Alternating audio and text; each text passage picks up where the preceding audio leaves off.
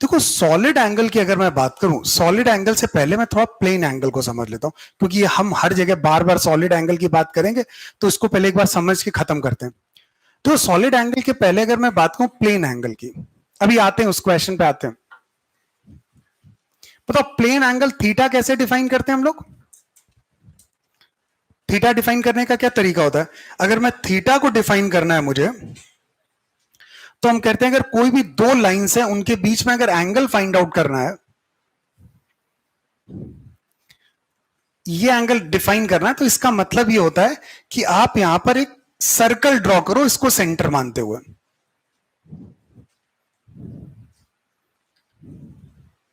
इसको सेंटर मान के यहां पर एक सर्कल ड्रॉ कर लो, ये पॉइंट 2 है, और इसका जो ये रेडियस है, ये रेडियस कुछ मैंने मान लिया R1। ठीक, एक और सर्कल ले लेते हैं भाई, कोई दूसरा सर्कल लिया हमने, सर्कल ये ले लिया। बताओ इसके लिए ये रेडियस क्या हो गया? R2। बताओ यहां पर जो ये लेंथ है, आर्क लेंथ, ये L1 है इसके अंदर, यहां पर ये लेंथ है, ये आपके पास क्या है? दिस इज L2 है आपके पास। क्लियर? तो बताओ यहां पर अगर प्लेन एंगल को डिफाइन करें तो theta plane angle simply L1 by R1 होता है, is equal to L2 bye R2। और अगर ऐसे ही लिखना चाहूं तो बताओ ये एंगल लेंथ और रेडियस पे डिपेंड नहीं करता है, वो हमेशा उसका रेशियो होगा, वो रेशियो हमेशा क्या होगा? फिक्स्ड आएगा, L1 by R1, L2 bye R2, L3 bye R3 इस तरह। अब देखो ये तो हुआ प्लेन एंगल, ठीक। लेकिन एक बात ध्यान दो, मैं अगर यहां पर इस केस की बात करूं तो एक तो ये लेंथ L1 है, और एक लेंथ बताओ, मैं थोड़ा सा मैग्नीफाई करता हूं यहां पे,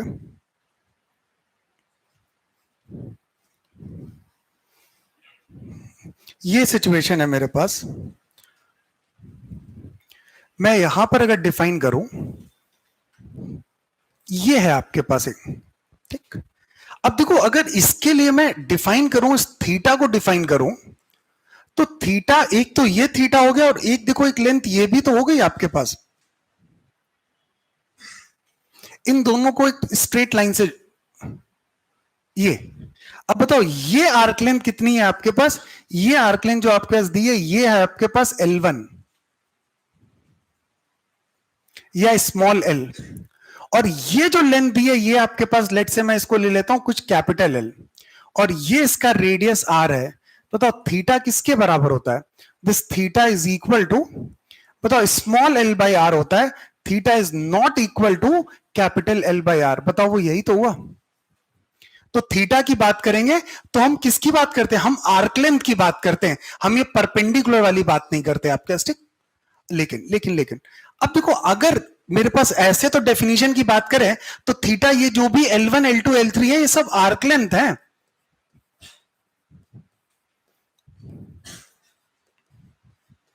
दीज आर आर्क लेंथ।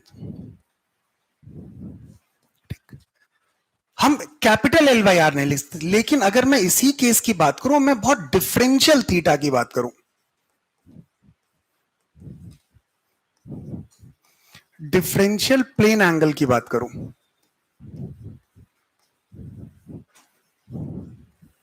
बहुत डिफरेंशियल से प्लेन, बताओ अगर डिफरेंशियल प्लेन एंगल की बात कर रहा हूं, बताओ इस केस में अगर एंगल बहुत स्मॉल है आपके पास, ये एंगल आपके पास डी थीटा है, बताओ अगर ये एंगल आपके पास डी थीटा दिया हुआ है, अब बताओ इस केस में हम यहां पर कोई आर्क लेंथ लें या ये वाली लेंथ लें, बताओ ये दोनों लेंथ बताओ आपकी नियरली सेम होंगी। इसको ये आपके पास हो गया, इसको dl लिख दिया और इसको कैपिटल D इंटू एल लिख दिया। तो जब थीटा डिफरेंशियल है तो ये dl nearly equal to d capital L हुआ। और हमेशा ध्यान रखना, ये जो d कैपिटल L है आपके पास, ये हमेशा जो एंगल बाइसेक्टर होगा उसके परपेंडिकुलर होगा हमेशा। तो बताओ अगर इस केस की बात करें तो डी थीटा बाय डेफिनेशन क्या होना चाहिए? डी थीटा को this is equal to dl by, अगर रेडियस r है तो डीएल बाय आर होना चाहिए, लेकिन अगर हम इसको नियरली लिख सकते हैं D capital L by R, चलता है अगर बात हो रही डिफरेंशियल एंगल की। तो ये बात सभी को क्लियर? ओके। अब देखो दूसरा एक चेंज इसमें क्या है, ये बात प्लेन एंगल में आप समझ सकते हो, मैं जब बात करूंगा ना आपको सॉलिड एंगल में, तो आप इसके हेल्प से समझ सकते हो, डायरेक्टली वो विजुअलाइज नहीं कर पाओगे। अब अगर यही सिचुएशन है, स्मॉल एंगल का ही की कहानी है, कहानी वही स्मॉल एंगल की है, ठीक। लेकिन इस बार हमारे पास जो लेंथ दी है ना, वो डीएल लेंथ ये दी हुई है, दिस इज डीएल। और अब जो ये डीएल दी हुई है, इसके बाद प्रॉब्लम क्या है, अब ये लेंथ जो है ना इसके परपेंडिकुलर नहीं है, ये तुम्हारे पास प्लेन एंगल है डी थीटा। और इस बार अगर मैं बात करूं इन दोनों के बीच में जो एंगल आपके पास दिया हुआ है, वो लेट मैंने दे दिया ये एंगल आपके, बताओ इन दोनों के बीच में अगर मैं एंगल की बात करूं, तो ये एंगल ये थीटा है। थीटा नहीं बोलो, थीटा इसको बोल रहे हैं, तो मैं इसको एंगल बोल रहा हूं फाई। पार्थ बताओ अब प्लेन एंगल की क्या डेफिनेशन होगी? सोच समझ बोलो, कॉस है साइन? कितने लोग कह रहे कॉस फाई? देखो हमें जो आर्क लेंथ में चाहिए होता है, ये जो डीएल लेंथ होनी चाहिए, ये हमेशा इसके क्या होनी चाहिए, परपेंडिकुलर होनी चाहिए। हमेशा ध्यान रखो ये लेंथ परपेंडिकुलर होनी चाहिए, जो सेंट्रल लाइन है। तो इसका मतलब मुझे इससे नहीं, मतलब मुझे ये अगर रेडियस इसका ये आर दिया हुआ है, तो मुझे इस लेंथ की जरूरत है, ये वाली लेंथ हमारा आंसर है। अब बताओ ये लेंथ है, ये फाई है, तो ये वाला एंगल कितना हुआ, फाई। तो ये वाला एंगल इन दोनों के बीच में कितना हो गया, बताओ क्या ये 90 माइनस फाइव हुआ? तो 90 माइनस फाइव है, और ये डीएल है, बताओ ये इससे 90 है, तो पास वाला कंपोनेंट बताओ क्या हो जाएगा, कॉस। तो बताओ ये वाला ये लेंथ कितनी हो जाएगी आपकी, DL cos of 90 minus five. तो बताओ ये आपके पास कितना हो जाएगा, this is DL into sine five. तो बताओ मेरे पास अगर plane angle D theta define करना है, तो D theta is defined as this is DL into sine five, और अपॉन बताओ क्या हो जाएगा, रेडियस आर। बताओ ये प्लेन एंगल की डेफिनेशन है, पहले बताओ हाँ या ना। यहां पर देखो वो फाइव की वैल्यू अगर एक तरीके से देखी जाए, बताओ फाइव की वैल्यू क्या है, 90। तो ये अगर जो लिख रहे हैं ना, ये आपके पास अगर लिखना चाहो तो ये क्या हो गया, एक तरीके DL into sine 90 by R. तो इफेक्टिवली बताओ डी थीटा किसके बराबर होगा, डीएल बाय आर। पहले बताओ ये बात सभी को क्लियर, कोई समस्या पहले बताओ इसमें, किसी को नहीं ना समस्या? तो पहली तो प्लेन एंगल की डेफिनेशन हमें समझ में आई, क्योंकि हमें यार ये कभी लिखना ही नहीं होता है। हम ये डेफिनेशन तो यहाँ लिखते हैं, तो बचपन में लिखते थे। तो हम लोग जब यहां पर लिखेंगे ना, तो डिफरेंशियल फॉर्म की बात करेंगे। तो डिफरेंशियल के लिए जब मैं बात करता हूं, तो फाइनाइट के लिए लेंथ बराबर नहीं होंगी, this L is not equal to capital L. But जैसे ही हम लोग यहां पे डिफरेंशियल लेंथ की बात करेंगे, ये डिफरेंशियल डी थीटा, तो उस केस में अगर मैं बात करूं, ये दोनों लेंथ नियरली सेम होती हैं, तो हम लोग एंगल को लिख देते हैं सिंपली डीएल बाई आर। और डीएल की बात करें तो इस केस में ये डीएल बताओ क्या होगा, परपेंडिकुलर, तो डीएल साइन 90 बाय आर। तो डी थीटा की वैल्यू बताओ क्या हो गई, this is simply DL into DL by R. बताओ ये यही कहानी है, पहले से नोट करिए क्विकली, प्रॉपर नोट करिए, आपको बहुत आसानी से मैं इसको कनेक्ट कर दूंगा।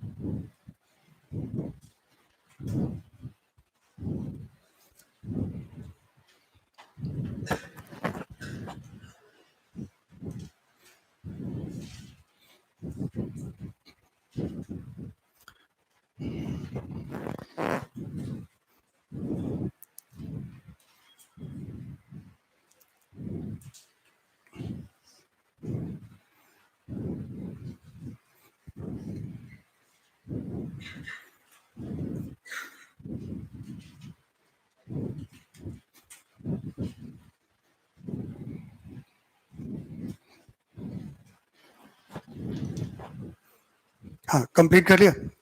नेक्स्ट पेज पे आइए। नेक्स्ट पेज पे एक छोटा सा मैं करेक्शन कर रहा हूं। करेक्शन ये कर रहा हूं कि हम लोग एरिया वेक्टर डिफाइन करते हैं एरिया के परपेंडिकुलर, तो हमें 3D डिफाइन करना है सॉलिड एंगल। तो एक काम करते हैं, मैं अपना एंगल उसके टर्म में लूं जिससे कि हमें बिल्कुल समस्या ना हो सॉलिड एंगल को समझने में। तो मैं जो ये फाई है ना, सब लोग मेरी तरफ ध्यान दो, मैं थोड़ा चेंज कर रहा हूं यहां पे। ये लेंथ है, इस लेंथ के परपेंडिकुलर वाली लाइन ये है और ये रेडियल लाइन है, इनके बीच में इस एंगल को मैं फाई बोल रहा हूं। थोड़ा सा बस ये चेंज किया मैंने। बताओ इसको चेंज करने से बताओ क्या चेंज आएगा। ये फाई है आपके पास, तो बताओ क्या होगा। ये फाई, तो ये वाला एंगल कितना हो गया, अरे बोलो भाई 90 माइनस फाइव। और अगर ये 90 माइनस फाइव हुआ तो ये वाला 90, ये वाला एंगल बताओ कितना हो गया, ये वाला एंगल बताओ अब फाइव हो गया। देख लो यार सभी लोग, ठीक। फर्क कुछ नहीं पड़ा, बट इससे एक एडवांटेज है, आगे समझ में आएगा। बताओ ये आपके, अब बताओ डीएल कॉस फाइव हो गया, ये डीएल कॉस फाइव हो गया, तो बताओ इसकी वैल्यू क्या हो गई, this is DL cos five. तो मेरे पास डी थीटा किसके बराबर हुआ, this D theta is defined as DL cos five upon R. बस मैंने फाइव जो एंगल है वो अलग कर दिया। अब बताओ जब ये 90 डिग्री है तो यहां पर फाइव की वैल्यू बताओ कितनी हो गई, जीरो। अगर फाइव की वैल्यू जीरो हो गई तो इसे क्या लिख सकते हैं, DL cos zero by R. Ultimately answer वही आएगा, बट अब हम जो पहले फाइव ले रहे थे और अब जो फाइव ले रहे हैं वो एंगल अलग अलग ले लिया। और मैंने ऐसा क्यों किया, उसका रीजन ये है कि हमें एरिया वेक्टर पता है, एरिया वेक्टर हमेशा क्या होता है, एरिया के परपेंडिकुलर। तो इसलिए हमने लेंथ के परपेंडिकुलर एक लाइन ली और ये लाइन हमारी रेडियल वाली लाइन हो गई, और इन दोनों के बीच में ये वाला एंगल हमने फाइव ले लिया आपके पास। बस इतना किया हमने। ये कंप्लीट करो। तो प्लेन एंगल की जनरल डेफिनेशन यही होती है, d l cos five upon radius are.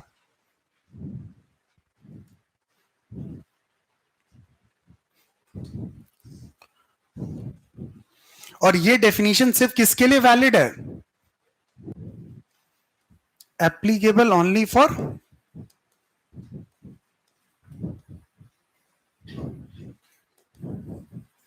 Differential angle, मतलब स्मॉल एंगल।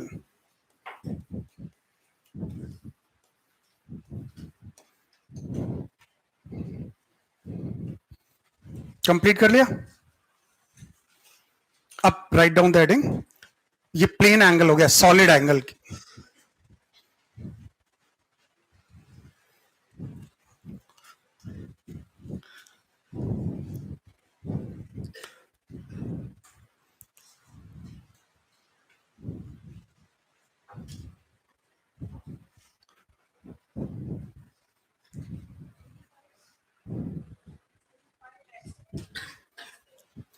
एक लाइन तुम्हारे पास ये हो गई, इस लाइन के परपेंडिकुलर ये लाइन है, ये एक लाइन ये परपेंडिकुलर हो गई, और ये तुम्हारे पास ये लाइन, इन दोनों के बीच में एंगल है।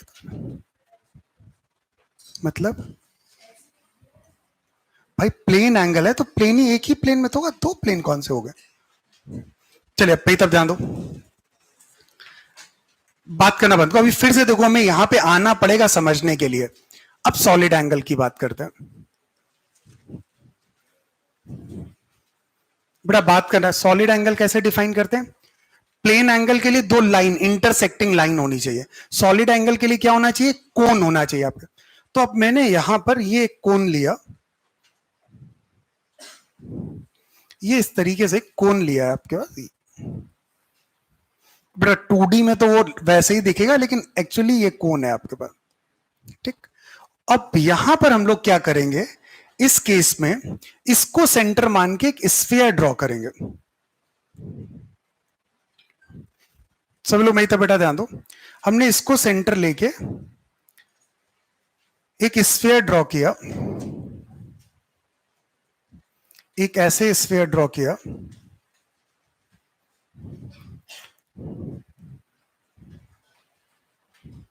और एक ये इस तरीके से।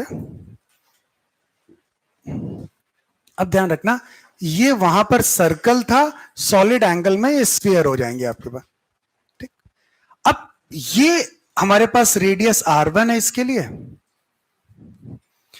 लिए ये वाली रेडियस R2 है, और इसके लिए ये वाली रेडियस आपके R3 है। अब बेटा नोट करना बंद करो सब लोग।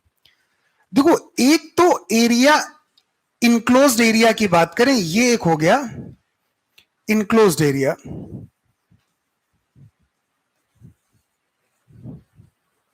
दिस इज A3, और ये A3 जो है ना, एक तरीके से बताओ ये किसका पार्ट है? This is the part of sphere, है ना? अरे हाँ ना तो बोलो।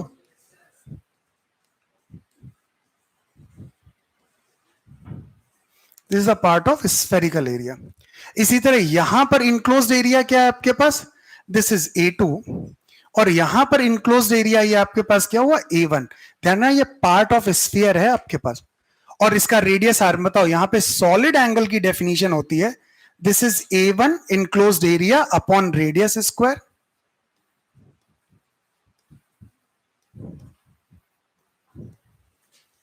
This is A2 upon R2 square, और या फिर इसको A3 अपॉन R3 स्क्वायर ले लो। तो ध्यान रखना, ये जो सॉलिड एंगल होता है आपका, ये सॉलिड एंगल किस पे नहीं डिपेंड करता है? ना तो ये एरिया पे डिपेंड करता है, और ना ये रेडियस पे डिपेंड करता है। वो उसका रेशियो है, वो हमेशा क्या होगी? वैल्यू हमेशा एक कांस्टेंट वैल्यू होगी। ठीक, पहले तो यहां तक कहानी से क्लियर। अब देखो, अब अगर मैं इसको थोड़ा मैग्नीफाई करूं, तो अब देखो यहां पर दो चीजें आती हैं। फिर से मेरी तरफ बेटा ध्यान दो सभी लोग। एक ये ऐसे कोण लिया, और एक मैंने ये कोण लिया। अब ध्यान देना सभी लोग, यहां पर अगर मैं इसको देखूं,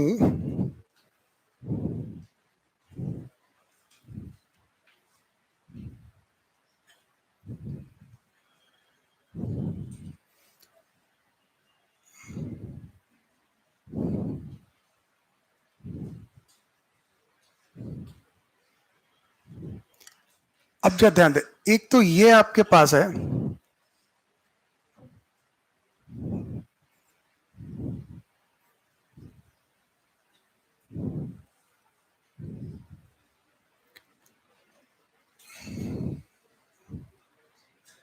बात करना बंद करो बेटा। एक ये आपके पास है।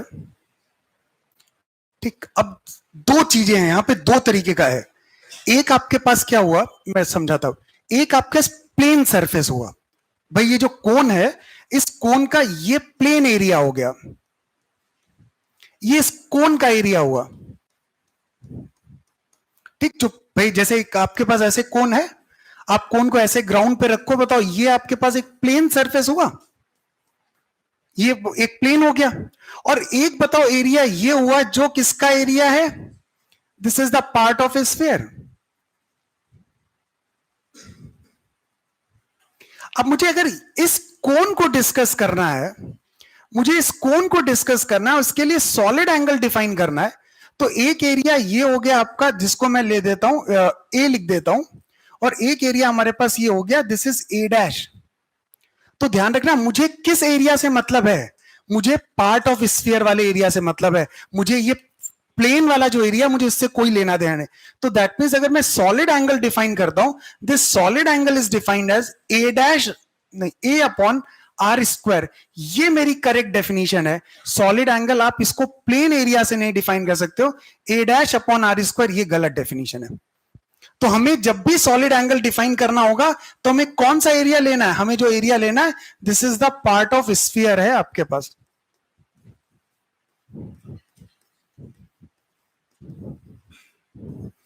पहले तो ये बात से सभी लोग सहमत मेरी पूरी तरीके से? नोट करो, वो कौन होगा, पेपर का कौन और ऑरेंज कलर की बॉल होती। डायग्राम बनाइए बेटा सभी लोग।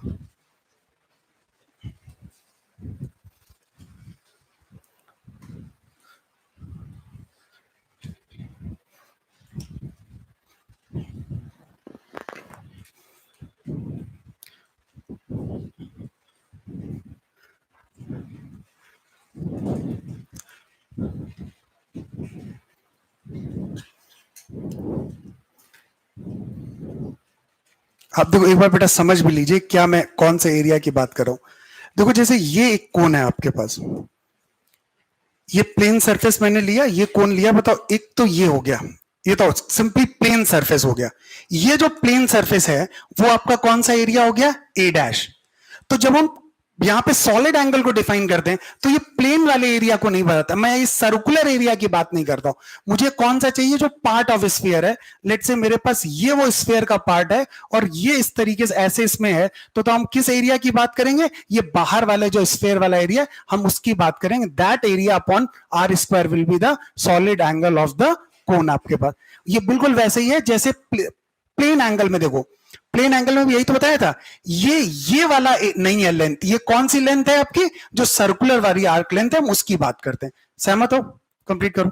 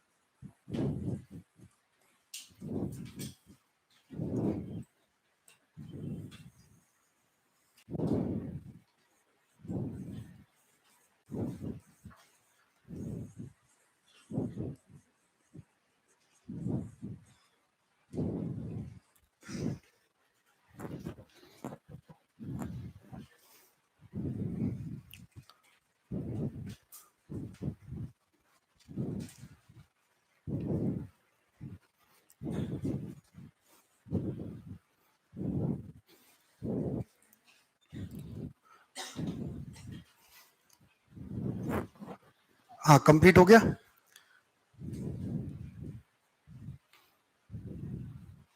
थोड़ा डायग्राम सही से समझ के बनाइएगा, मतलब ये जो हम लोग बात करने हैं बहुत इंपॉर्टेंट रिजल्ट है। और अभी आपको जब मैं रिजल्ट पे आऊंगा बहुत समस्या होगी, आप मेरी बात से इतने लिए अग्री करोगे नहीं। इससे मैं आपको प्लेन एंगल से समझाना स्टार्ट किया। मैं इसको डायरेक्टली रिजल्ट भी आपको लिखवा के याद करा सकता था, बट आपको पूरी सही से समझ में है, इसलिए मैं एक एक चीज आपको एक्सप्लेन करता हुआ चल रहा हूं। यहां तक कहानी क्लियर? आगे बढ़े? नोट कर लिया ना सभी ने? अब देखो मैंने कहा ना यार, हम लोग जब इलेक्ट्रो में बात करते हैं ना, हम हर जगह क्या करते हैं, डिफरेंशियल एलिमेंट करते हैं। तो हम लोग यहाँ पे सॉलिड एंगल की बात नहीं करेंगे, हम किसकी बात करेंगे, डिफरेंशियल सॉलिड एंगल की बात करेंगे। अब देखो अगर मैं यहां पर डिफरेंशियल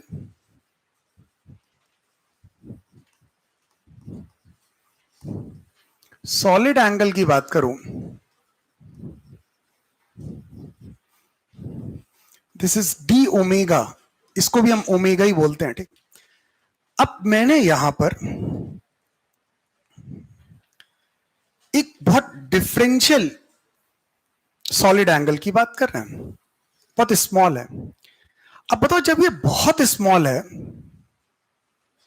तो ये हमारे पास हो गया डी ए डैश,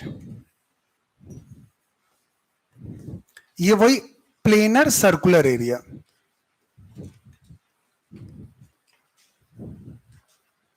ठीक बात। और एक यहां पर ये इस तरीके से ऐसे आएगा,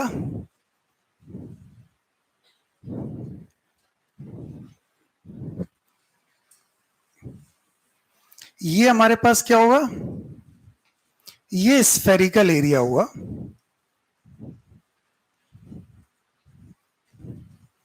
और ये हमारा डी ए के बराबर हुआ।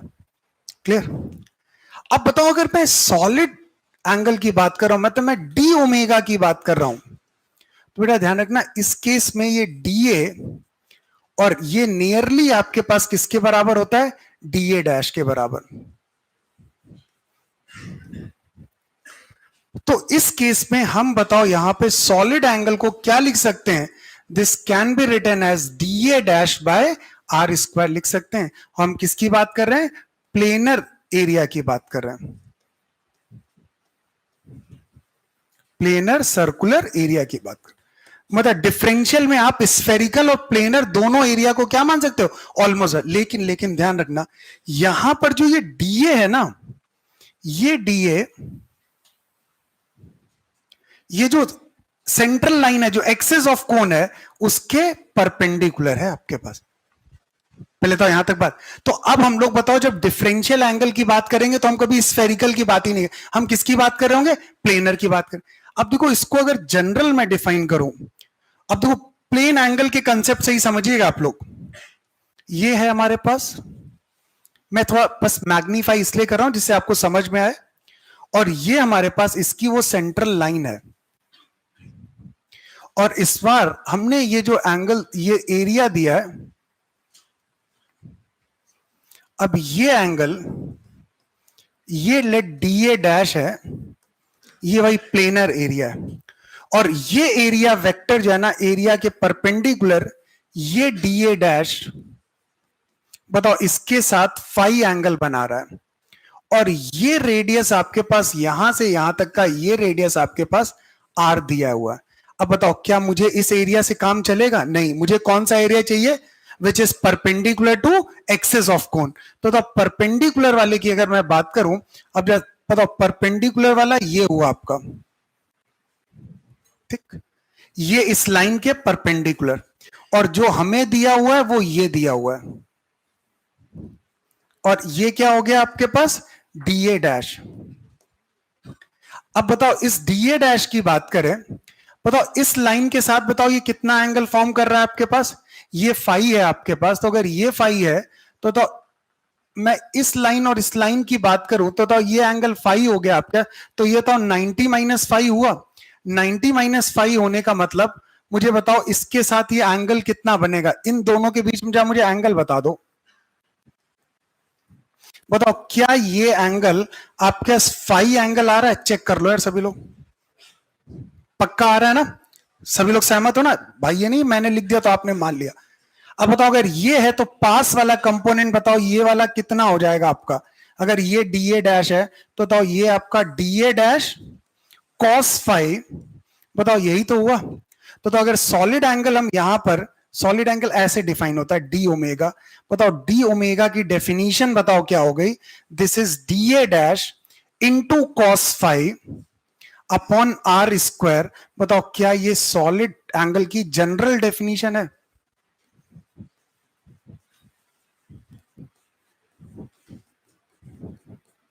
This is a general definition of solid angle.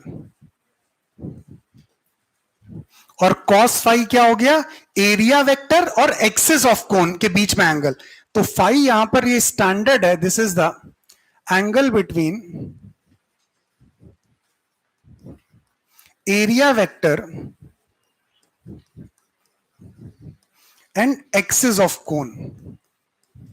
अब आपको समझ में आया मैंने क्यों वहां पर वो फाई को चेंज किया था, प्लेन एंगल में इसलिए चेंज किया था दोनों में एक जैसा हो जाए, जिससे डायरेक्ट एक एनालॉजी हमें मिल जाए। प्लेन एंगल होता है d l cos phi upon r, और सॉलिड एंगल होता है d A cos phi upon are square. आप कंप्लीट करो बेटा इसे।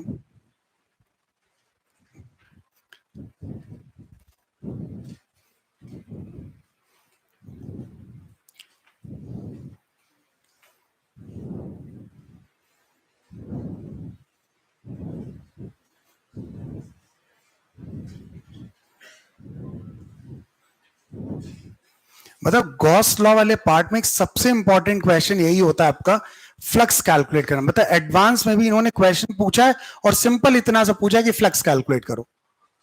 मतलब ये अपने में बहुत अच्छा क्वेश्चन आता है, और ये उसी के लिए हम लोग पूरी राम कहानी अभी तक समझ रहे हैं।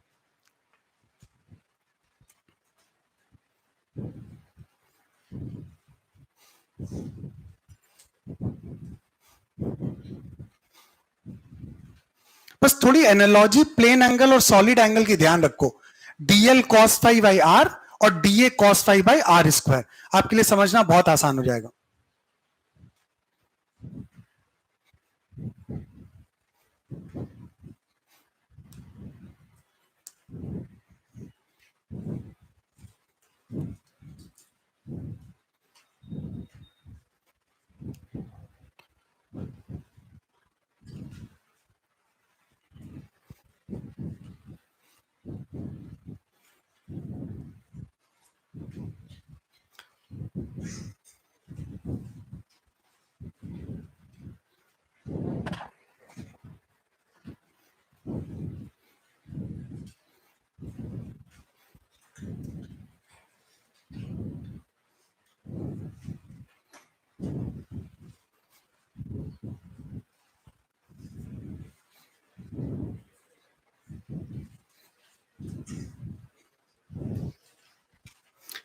यहां तक कहानी सभी को क्लियर?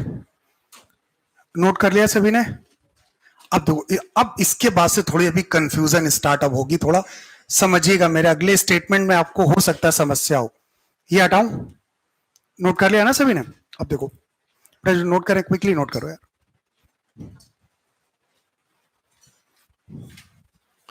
और लेकिन एक बात ध्यान रखना, ये कहानी अभी एडवांस में एक क्वेश्चन आया, उसमें लोगों ने क्या किया, ये मतलब वो क्वेश्चन तो मॉडर्न फिजिक्स का क्वेश्चन था, लोगों ने गलत सिर्फ इसीलिए किया, लोगों ने ये डेफिनेशन अप्लाई कर दी, और जबकि वहां पर एंगल स्मॉल था नहीं। तो ये जो डीए कॉस फाई वाली जो डेफिनेशन है, ये तभी वैलिड है जब हम किसकी बात करें, स्मॉल सॉल्ट। अदरवाइज अगर जनरल है तो फिर तुम्हें कौन सा एरिया लेना पड़ेगा, वो आपको स्फेरिकल वाला सरफेस एरिया लेना पड़ेगा। अब देखो, इसके बाद अब इसमें समझिएगा, ये बात आपको समझ में आई या नहीं। अब मैं सॉलिड एंगल को इंटीग्रेट कर रहा हूं। सॉलिड एंगल को इंटीग्रेट करने के दो तरीके होते हैं भाई। सॉलिड एंगल की जब मैं बात करूंगा, या तो पॉइंट जो है ना इनसाइड द क्लोज सरफेस होगा, या तो point outside the close surface होगा। मैं सबसे पहले बात कर रहा हूं point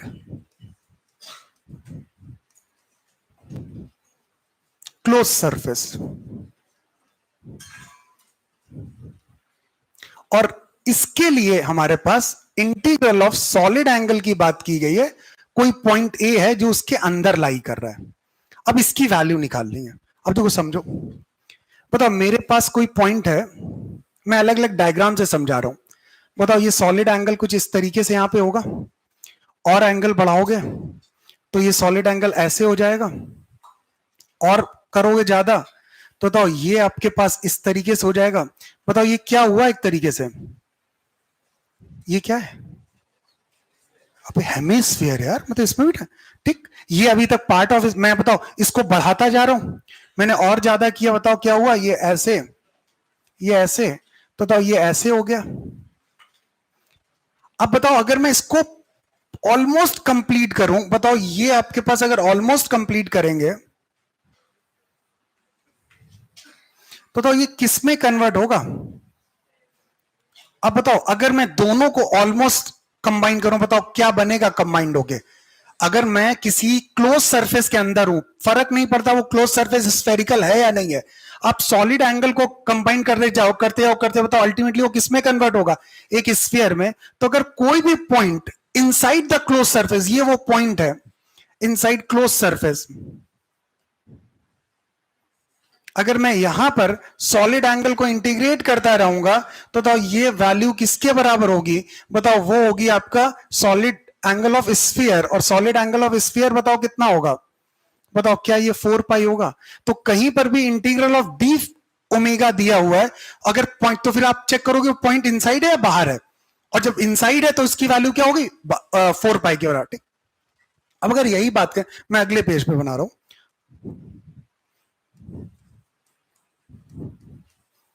point outside close surface,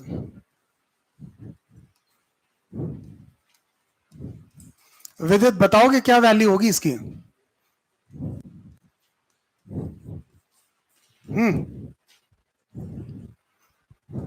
zero पक्का, देखते देखो क्या होगा इस केस में। यहां तक कहानी तो ऐसी चलेगी,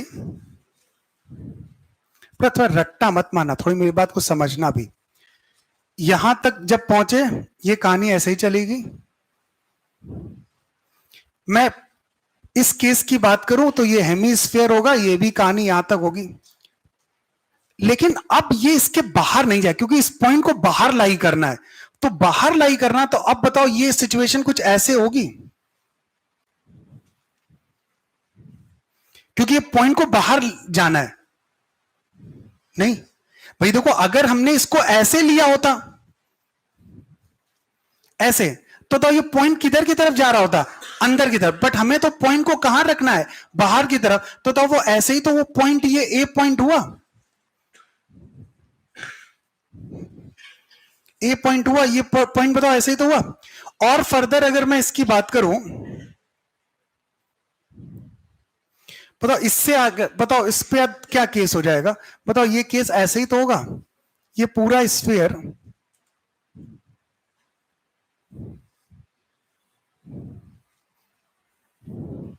बताओ ये पॉइंट ऐसे तो जस्ट बाहर आएगा, और बताओ जब टोटली ये दोनों पॉइंट मीट कर जाएंगे, बताओ आपका सॉलिड एंगल कितना हो जाएगा, 0 के बराबर।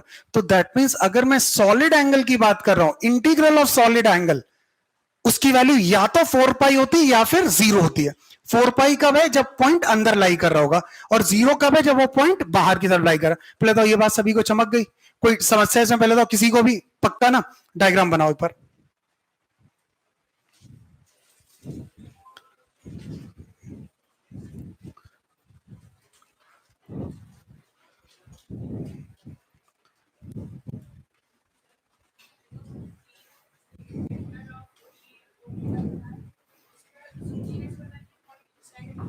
अरे वो तो क्वेश्चन में दिया होगा, हमें कैसे पता होगा।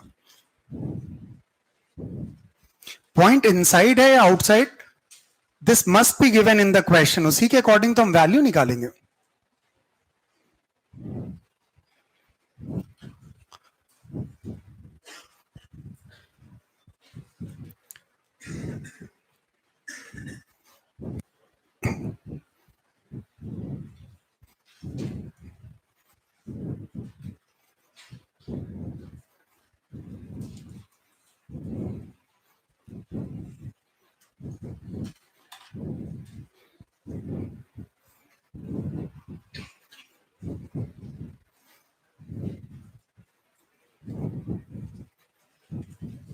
और ध्यान रखना, क्लोज सरफेस का मतलब ये नहीं होता है कि वो स्फेरिकल सरफेस हो। क्लोज सरफेस कैसा भी हो आपके पास, आपका अगर वो क्लोज सरफेस है तो सॉलिड एंगल का इंटीग्रल हमेशा क्या होगा, 4 पाई इनसाइड अगर है, और आउटसाइड है तो हमेशा वैल्यू क्या होगी, 0 के बराबर।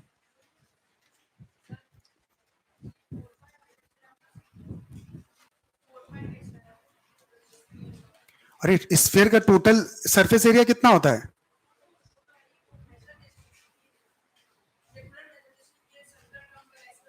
अरे delta A upon are square लगाओ ना। डेफिनेशन क्या है सॉलिड एंगल की, ये हमने क्या अंडरलाइन, ये क्या लिखा हुआ है, सॉलिड एंगल की तो definition D A into cos phi upon are square. पूरा एरिया अगर इंटीग्रेट करोगे तो टोटल सरफेस एरिया कितना होगा, 4 pi R square upon are square. Total value कितनी आ जाएगी, 4 पाई तो आएगी।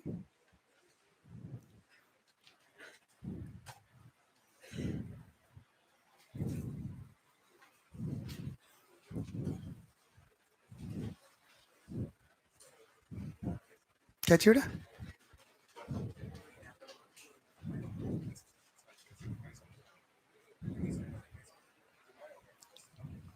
इस केस में सॉलिड एंगल, हाँ 2 पाई होगा बिल्कुल।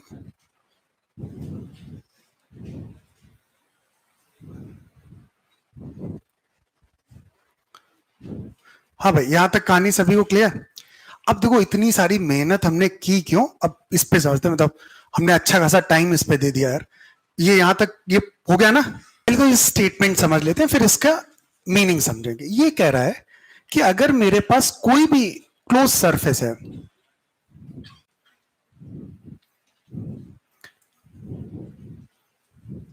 ये क्लोज सरफेस एरिया है कोई, मतलब मैंने सरफेस एरिया इसलिए लिखा हुआ है, मतलब आप इसको एक लूप जैसा मत समझना, ये क्लोज सरफेस एरिया, ठीक। ये कह रहा है अगर इसके बाहर कोई भी चार्ज प्लस क्यू है,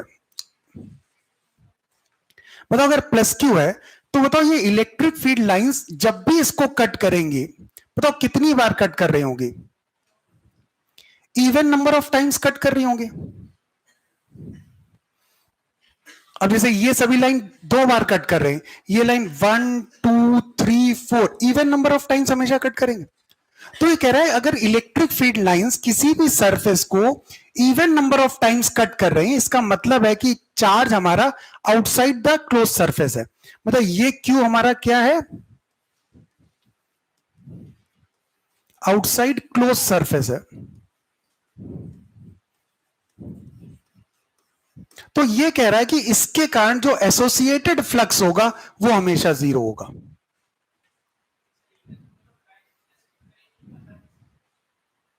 तुम कोई ड्रॉ करो, कोई भी डिजाइन, क्लोज सरफेस है तो कितनी बार कट करेगा, एक बार एंटर करेगा, एक बार एग्जिट करेगा, तो कितनी बार कट करेगा, हमेशा हमेशा इवन नंबर ऑफ टाइम्स ही तो कट करेगा।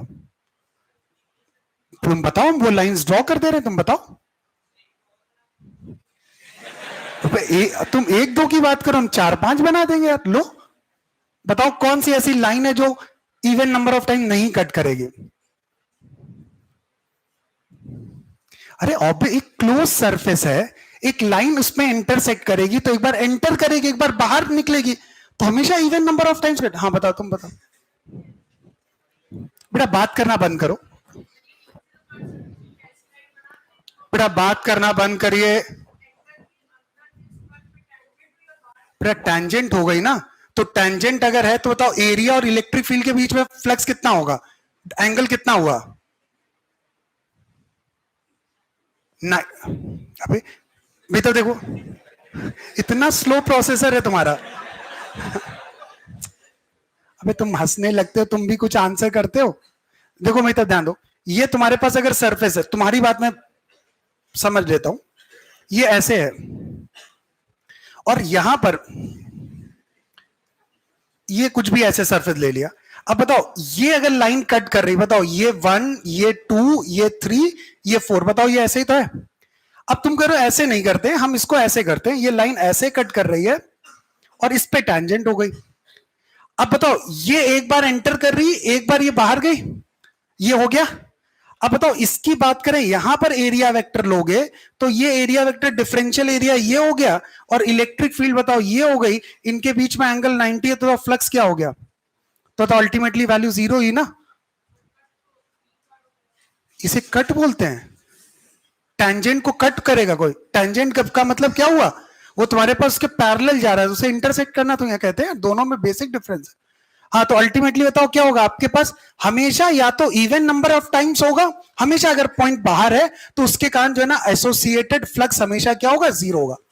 अब देखो ये बात हमें ऐसे डाइजेस्ट होती नहीं, कई सारी बुक्स में जाओगे वो सिंपली ये स्टेटमेंट कहते हैं रट्टा मार लो। अब देखो हमें ये बात को बहुत आसानी से हम समझ सकते हैं। अब देखो इस बात को हम लोग प्रूफ करके देखते हैं, और एक लाइन में हम लोग इस बात को प्रूफ भी कर लेंगे। एक लाइन से ज्यादा हमें लाइन लगेगी नहीं, क्योंकि जितनी मेहनत करनी थी ऑलरेडी हम लोग कर चुके हैं। अब देखो मैंने यहां पर कोई भी एक क्लोज सरफेस लिया, अभी हम बात किसकी कर रहे हैं,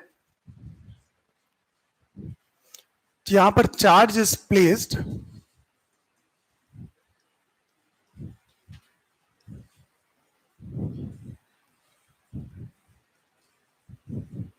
क्लोज सरफेस,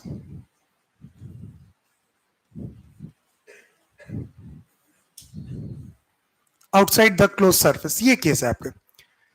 अब अगर मैं इस यहां पर बात कर रहा हूं, तो इस केस में लेट मैंने कोई भी एक एरिया में ले रहा हूं यहां पर, जैसे लेट से मैंने यहां पर इस एरिया की बात की, ये डिफरेंशियल एरिया लिया, ठीक। अब बताओ मेरे पास एक पॉइंट ये है, और यहां पर हमने कुछ प्लस क्यू चार्ज रखा, स्मॉल क्यू चार्ज रखा। बताओ अगर स्मॉल क्यू चार्ज लिया, बताओ इसके लिए हम लोग एक यहां पर कोन जैसा जनरेट कर सकते हैं।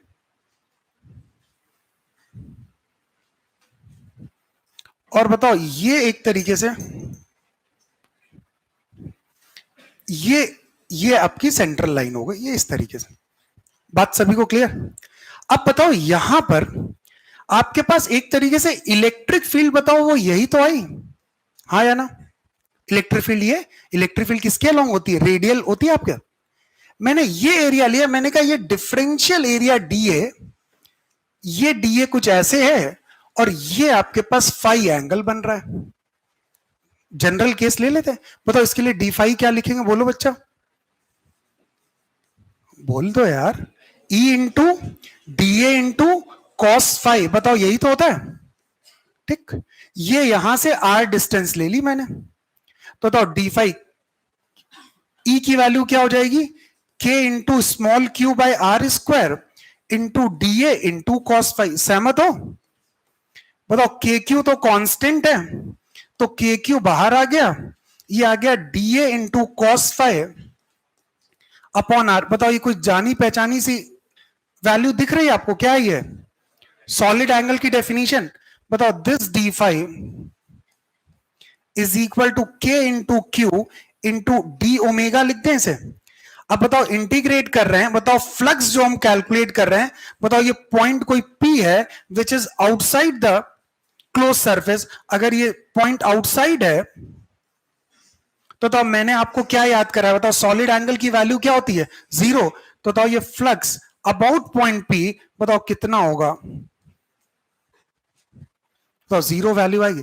तो अब हमें याद करने की कोई जरूरत ही नहीं, अगर हमें सॉलिड एंगल आता है ना, ऐसे उसको हम समझते हैं कि उसको इवन नंबर ऑड नंबर, यार तुम इसको देखो ना, एक सॉलिड एंगल बन गया, ई की वैल्यू रखी, एग्जैक्टली ये सॉलिड एंगल की डेफिनेशन इंटीग्रेट कर रहे हैं, पॉइंट आपका बाहर लाई कर रहा है, तो नेट वैल्यू विल बी क्या, 0 के बराबर, खत्म हो गई कहानी। आप अब कोई भी सरफेस हो, कैसा भी सरफेस हो, लेकिन क्लोज सरफेस के बाहर कोई भी चार्ज रखा है, तो उसके कारण बताओ टोटल फ्लक्स बताओ किसके बराबर होगा, वो आपके 0 के बराबर होगा। पहले तो ये बात चमक गई सभी को, नोट करो भाई।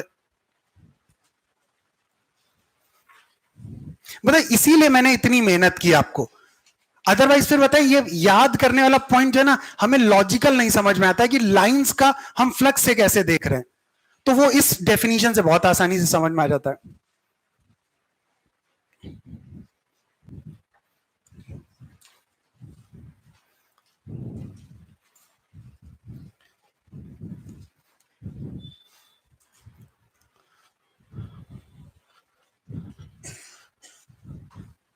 बेटा क्लास के बाद जो है ना, कोई भी बाहर रुकेगा नहीं, कोई आज डाउट नहीं पूछेगा, चुपचाप सीधे घर भाग जाना आप लोग, ठीक है, दौड़ते भागते जैसे भी।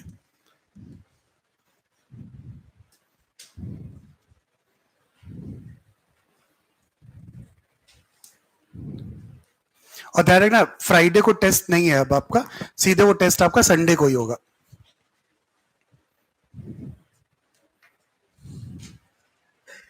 और संडे का टेस्ट की टाइमिंग आपकी 5 से है, 5 to 7:30 है आपका। ये टाइमिंग ध्यान ना फिक्स, मतलब इसमें चेंज हो नहीं सकता, क्योंकि बाकी मेरे बैचेस हैं संडे को।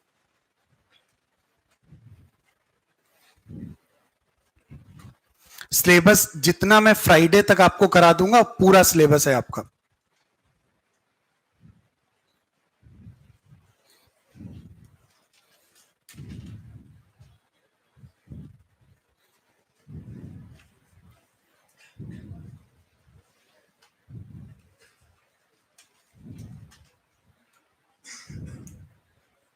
हाँ नोट कर रहे हो?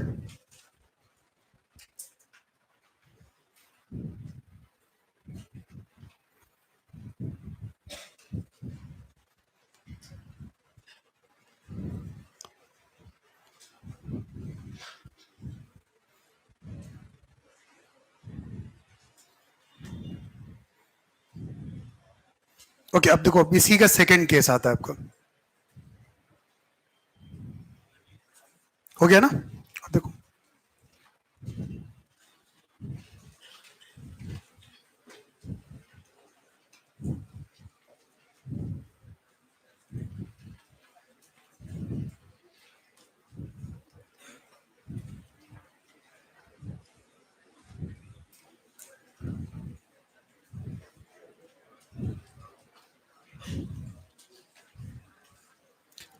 बेटा, बात करें अब चार्ज को हमने किसी क्लोज सरफेस के अंदर रखा है। अब ये आपके पास ये क्लोज सरफेस दिया हुआ है,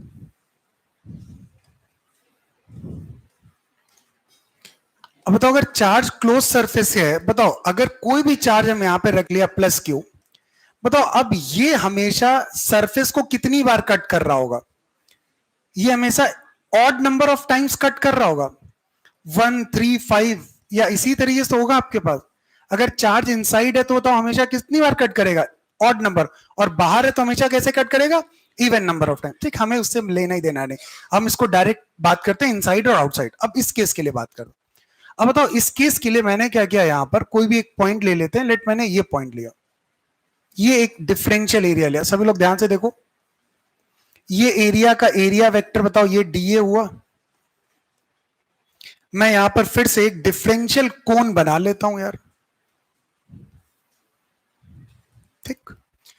अब बताओ यहां पर इलेक्ट्रिक फील्ड इसके कारण बताओ इस डायरेक्शन में होगा E, E is equal to K into Q upon are square, और ये हो गया फाई एंगल, ठीक। और ये ध्यान रखना एक क्लोज सरफेस है आपका, क्लोज सरफेस मतलब ये आपका कोई स्फीयर हो सकता है, आपके पास कोई क्यूबॉइड हो सकता है, कोई क्यूब हो सकता है, पूरा क्लोज सरफेस है आपका, 3D में बात हो रही है। तो बताओ अगर मैं यहां पर डिफरेंशियल फ्लक्स लिखूंगा तो फ्लक्स की क्या डेफिनेशन हो जाएगी? This is E into d A into cos phi. मैं डी फाई ई की वैल्यू रख देता हूं, this is K into Q upon are square into d A cos phi. बताओ यहां पे फ्लक्स की बात करें, इंटीग्रल ऑफ डी फाइव, बताओ ये वैल्यू होगी K into q integral of d A cos five upon are square. बताओ फिर से ये क्या आ गया आपके पास? बताओ क्या ये सॉलिड एंगल हुआ? This is K into q integral of D omega. अब बताओ ये पॉइंट कहां लाई कर रहा है? Inside the close surface. तो कितनी वैल्यू होगी इसकी? 4 पाई। अब देखो फाई इज इक्वल टू के अपॉन 4 पाई एप्सिलॉन नॉट, के की वैल्यू रखी इंटू 4 पाई। तो हमेशा ध्यान रखो फ्लक्स क्या होता है? Q upon epsilon not. और आपको याद होगा स्फीयर के लिए भी तो Q अपॉन एप्सिलॉन नॉट हुआ। तो अगर कोई भी किसी भी तरीके का क्लोज सरफेस है उसके अंदर अगर Q4 रख दिया तो टोटल फ्लक्स हमेशा बताओ जो उस क्लोज सरफेस से पास कर रहा हो कितना होगा? Q upon epsilon not. अगर पॉइंट बाहर है तो उसके कारण टोटल फ्लक्स कितना हो जाएगा? वो आपके 0 के बराबर होगा। पहले तो ये बात से सभी लोग पूरी तरह सहमत? कंप्लीट कर लो। अब इसको मुझे कुछ याद करने की ऐसा नीड नहीं है, वो इवन ऑड कोई याद करने की बात नहीं, सिंपल इसे सॉलिड एंगल से रिलेट करो। अगर पॉइंट आपका बाहर है तो सॉलिड एंगल की वैल्यू 0, इनसाइड है तो सॉलिड एंगल की वैल्यू 4 पाई के बराबर होगी।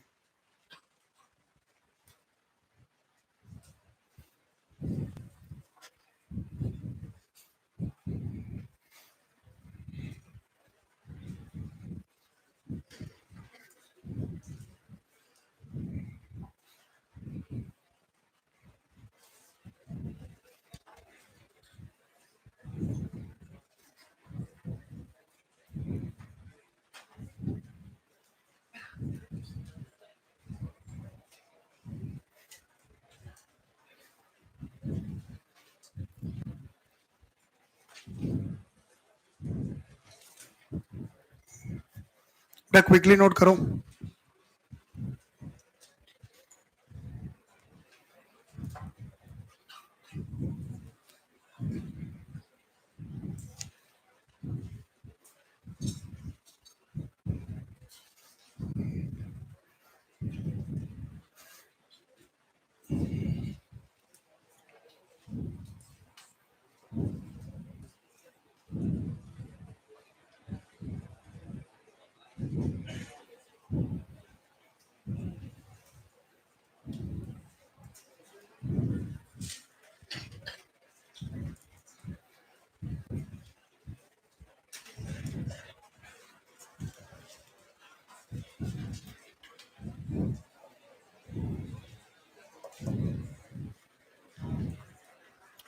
ओके अब देखिए ध्यान दीजिए।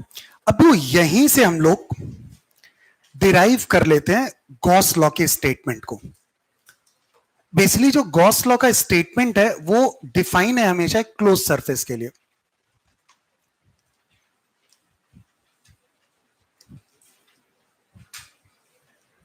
मेरी तो बेटा ध्यान दो, जैसे ये आपके पास ये क्लोज सरफेस दिया हुआ है,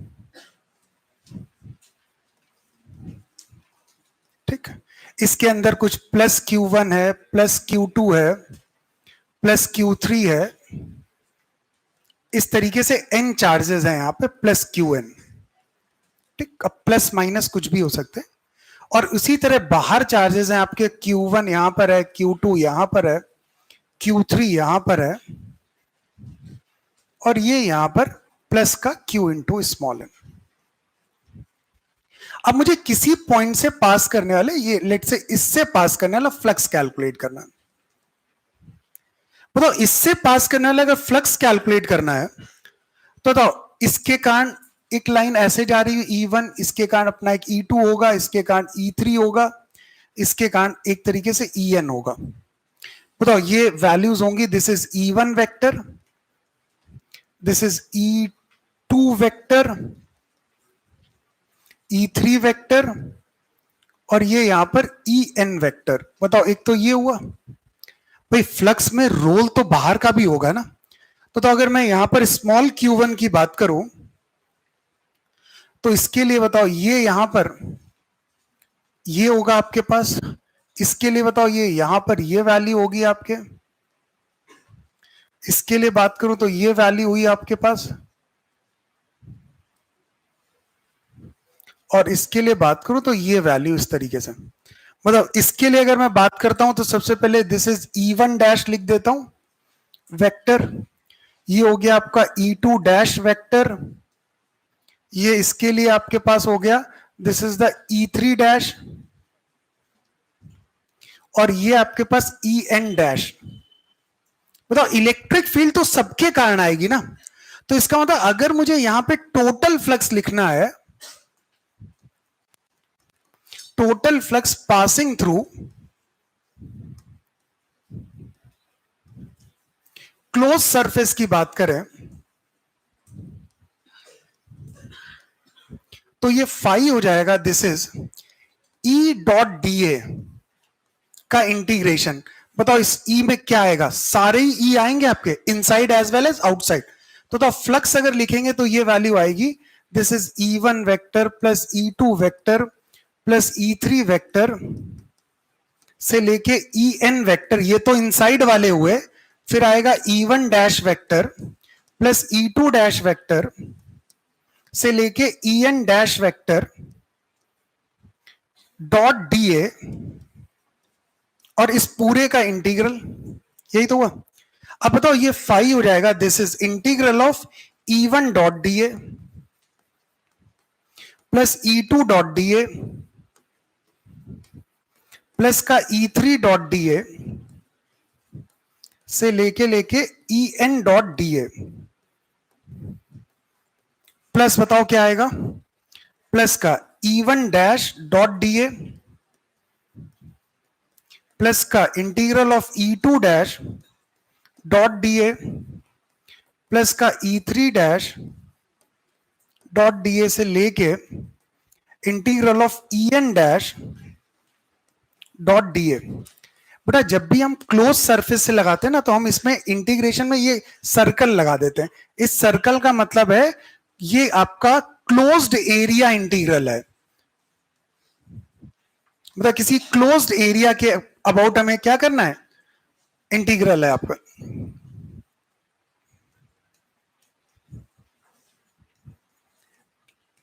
ये इंटीग्रल है आपका। तो ये यहां पे हर जगह पे ये क्लोज्ड है। अब ध्यान से समझना सभी लोग, बताओ E1 डॉट डी, अभी हमने देखा E1 डॉट डी क्या वैल्यू निकली थी आप में, Q अपॉन एप्सिलॉन। बताओ ये क्या आ जाएगा, Q1 बाय एप्सिलॉन। कैपिटल है स्मॉल है, कैपिटल। ये वैल्यू हो गई Q1 bye epsilon not, plus है तो प्लस, ये क्या होगा प्लस का Q2 बाय एप्सिलॉन नॉट, ये होगा Q3 बाय एप्सिलॉन नॉट से लेके बताओ Qn अपॉन एप्सिलॉन नॉट। बताओ बाकी ये सब वैल्यूज बताओ आउटसाइड है, इनकी सबकी वैल्यू बताओ क्या होगी, जीरो। ये सभी फ्लक्स आपके पास जीरो हो गए। बताओ इस केस में फाई की बात करूं तो बताओ ये 1 अपॉन एप्सिलॉन नॉट, बताओ scalar sum of Q1 plus Q2 plus Q3 से लेके Qn। तो बताओ इसका जो स्टेटमेंट आया, flux passing through close surface is defined as integral of E dot d. इस E डॉट डी में कौन सी इलेक्ट्रिक फील्ड है, inside as well as outside. But इसके कारण जो फ्लक्स आता है वो किस कारण से आता है, ड्यू टू, मैं इसको लिख सकता हूं Q in by epsilon naught. Q in यहां पे क्या है, scalar sum of total charge strictly inside, सिर्फ इनसाइड वाले चार्ज की बात करते हैं, क्लोज सरफेस। तो ध्यान रखना यही स्टेटमेंट है आपका, this is integral of E dot d is equal to q in by epsilon not. तो ये गॉस लॉ का स्टेटमेंट ये है आपका जनरल। ये गॉस लॉ का स्टेटमेंट बोलता है कि जो यहां पे E होगी वो रिजल्टेंट इलेक्ट्रिक फील्ड होगी due to inside as well as outside charge. But जो टोटल फ्लक्स होगा वो बाहर वाले चार्जेस के कारण क्या होगा, जीरो। तो सिर्फ किसके कारण से आएगा, due to inside Q1 Q2, बाकी जो स्मॉल Q1 स्मॉल Q2 इन सबकी वैल्यू क्या होगी। और बताओ ये बात हम ऑलरेडी प्रूफ कर चुके हैं ना, तो बेसिकली हमें इसको करने की जरूरत ही नहीं है, क्योंकि एक के लिए हमने प्रूफ कर लिया, वही हर के लिए कोन बनेगा और उसकी वैल्यू हमेशा क्या होगी, Q upon epsilon not. Inside है, अगर बाहर है तो वैल्यू क्या होगी, 0 के। कंप्लीट कर लीजिए बेटा स्टेटमेंट। मैं PDF शेयर कर दूंगा, आप उससे नोट कर लीजिए। आज की क्लास फिर यहीं पे ओवर करते हैं, ठीक है ना।